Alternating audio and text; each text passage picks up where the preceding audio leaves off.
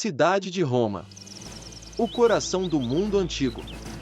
Um império poderoso, brilhante e cruel. Entre mármores e templos dourados, surgiu um homem que deixaria o nome marcado no terror. Nero. O imperador que se achava um deus, mas que mergulhou nas trevas da loucura e da crueldade. Nero subiu ao trono aos 17 anos. Ele foi guiado por sua própria mãe, Agripina, uma mulher ambiciosa, capaz de tudo para ver o filho como imperador.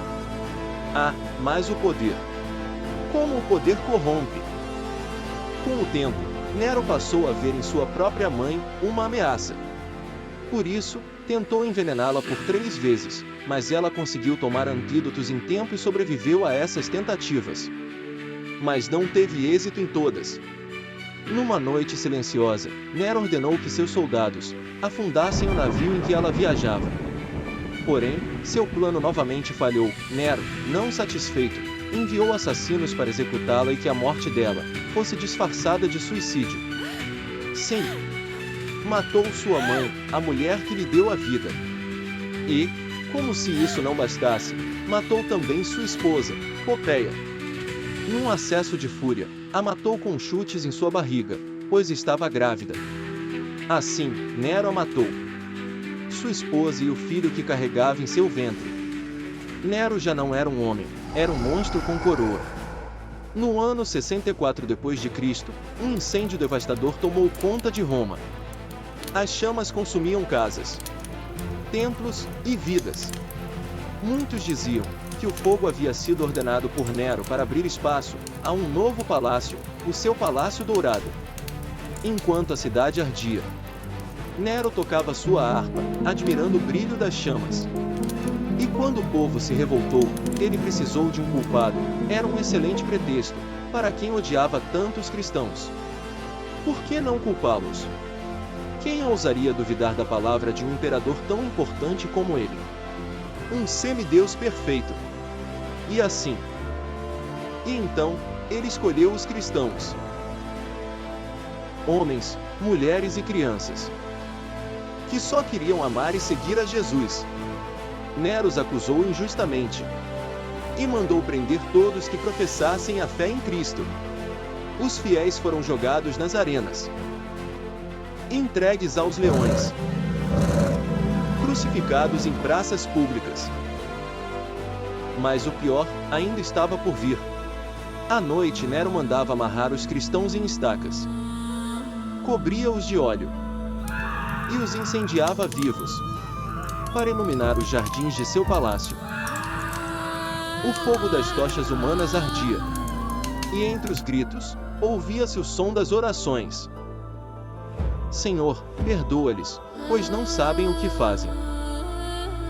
E mesmo entre as chamas, a fé continuava de pé. O sangue dos mártires se tornava semente. E quanto mais ele matava, mais o evangelho se espalhava.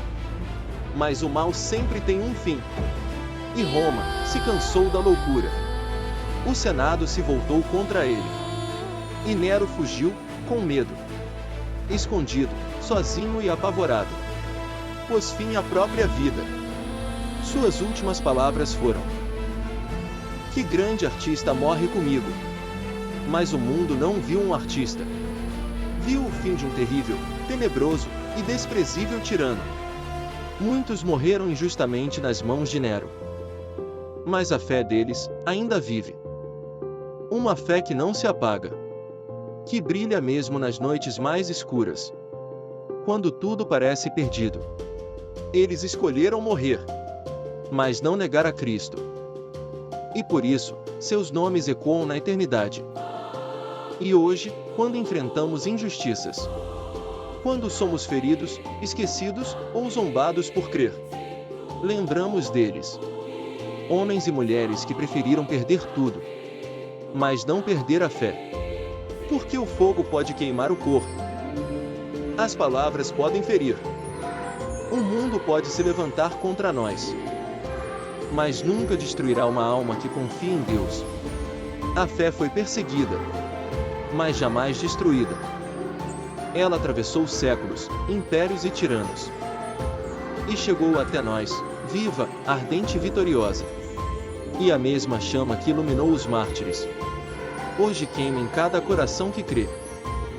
Como está escrito: em todas estas coisas somos mais que vencedores, por meio daquele que nos amou. Romanos capítulo 8, versículo 37. Que essa fé também vive em você.